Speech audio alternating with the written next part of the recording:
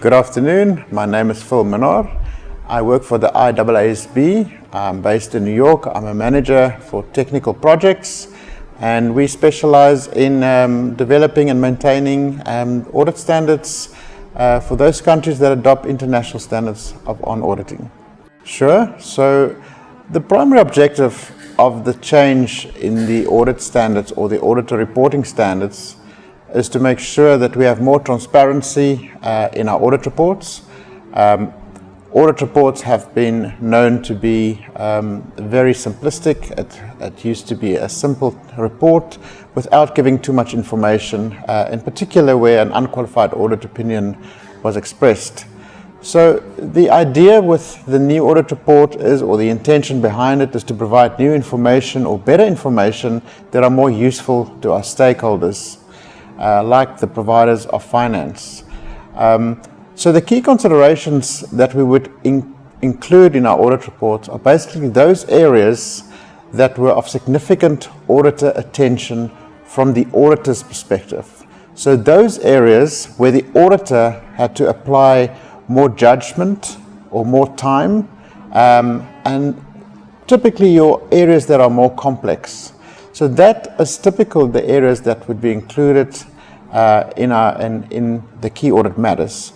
It's very important that these areas are discussed with management before the time, because management now have the opportunity to include more information on these matters in the financial statements. So that is why we say it adds to the transparency of the preparers of the financial statements as well.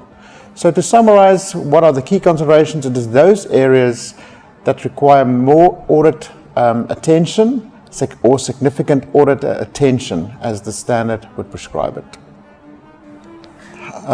How it would influence our relationship between the auditor and the client. I think it would definitely influence it in a positive manner, because the auditor will now be required to reach out to the client, and particularly the audit committee for listed entities, to discuss with them the key audit matters. So it will no longer be a surprise when it gets to the audit report date and there may be a qualification.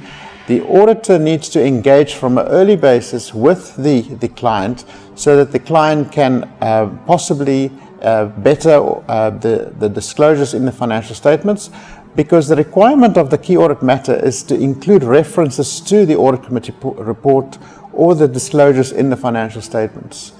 So it will definitely lead to better discussions between the auditor and the client, and this will inadvertently lead to better governance of the preparers of the financial statements, as well as better financial reporting. I think it is just important I understand that Colombia will adopt these auditor reporting standards from next year. I think it's important to engage with your stakeholders and the preparers of the financial statements if you're an auditor on an early basis.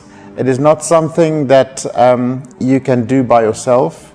It is in collaboration with the preparers of the financial statements to get them on board on an early stage, so that the auditor and the client can do this together. What other countries have done is they've done a dry run in the previous year to show the client what this means, all right? And this will prepare the auditors a lot better. We can definitely see in the international arena for other countries that have adopted this early, this has definitely increased audit quality, definitely better. And it also enhanced the governance of the preparers of the financial statements, as well as it led to better financial reporting.